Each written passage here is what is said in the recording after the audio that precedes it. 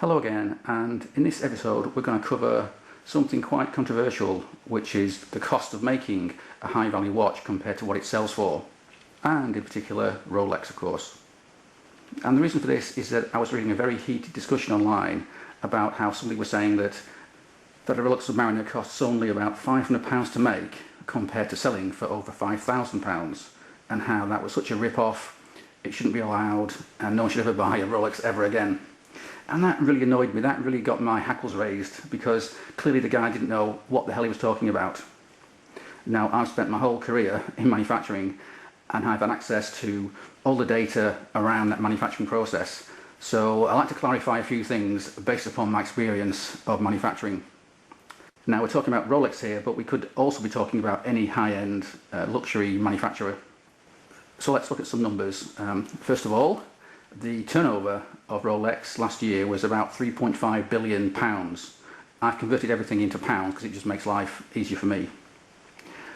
They've got around 2,800 employees, and their profit level is somewhat opaque because they're a charity, they're in Switzerland, so that information isn't easy to get hold of.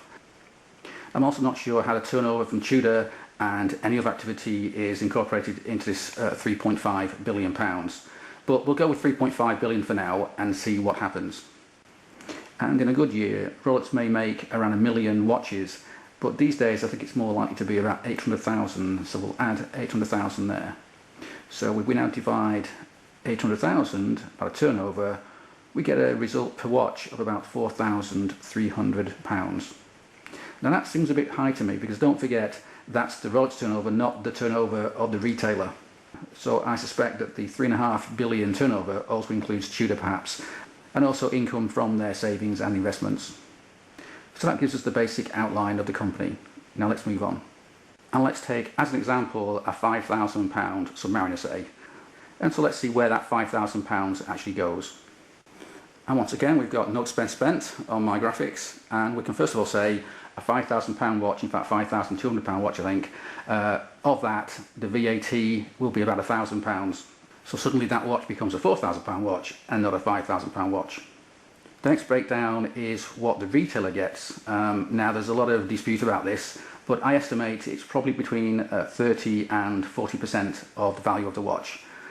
And again, that might be wrong, it could be 35%, it could be 45%, but we'll go for 40% for the time being. It's my guesstimate. So if they're making 40% on 4,000, they're making around £1,600 profit. And that seems like an awfully big number just for selling a watch. But that's the retail margin, not the profit. Out of that, you've got to pay salaries, you've got to pay rent for the shop, you've got to pay for fixtures which don't last forever, you've got to pay your tax, advertising, marketing of the shop itself, utilities, debt, and so on. Now, I had a quick look at one of the biggest jewellers in the UK, which is called Signet, and they own goldsmiths. They're also quite big in America and Canada. They've got a turnover of something like $6 billion, which was a surprise. But out of all that, their net profit is only $400 million, which comes down to a profit margin of around 7% of sales. And even that actually is quite high. I mean, a supermarket would be a lot less than that, maybe only 2 or 3%. Now, in this heated discussion, I did read lots of folks saying, oh, it's because they spend so much on advertising and marketing, F1, all these expensive sports players and so on. But that's not true. In the US last year, they only spend $60 million on marketing and advertising. So I've multiplied that by 3 to cover Europe and Asia Pacific, and added a little bit more to come to about £150 million in total, which is around 4% of turnover. That's quite low, but then again, if you're the leader of your market, which Rolex certainly are, you don't need to spend as much as a new entrant. So these numbers haven't just been picked out of the air. I have thought it through as best I can based upon what we do know. So as an example, let's take salaries. We know they've got 2,800 employees. Those employees are in Switzerland, which is a very expensive place to work. So I would say that perhaps they're getting on for £80,000 to £90,000 per employee cost per year. That's not what the employee gets, that's the cost of employing somebody, which includes taxes, holiday pay, sickness pay and so on. So I'm putting that down at 200 million. Now some of these other things are completely opaque, I have no idea. But I do recall that when Rolex moved over to making their cases from 904 steel, they had to re-engineer all their plant and machinery, and that would have been very expensive, I would imagine in the tens of millions of pounds. And I guess that's one reason why other manufacturers haven't done it, because it's just too damn expensive. Now, when it comes to the retail price, the likes of Rolex don't just say, oh, okay, we'll add up all these costs, throw in a little bit of profit, and that's the final price. That's not how things work. Instead, what they do is they look at the market and decide from that what they can charge. And you can bet they'll charge as much as they can, and then work backwards from there. And so it doesn't surprise me at all that the variable cost of making one watch from Rolex is only £500, although it sells for 5,000.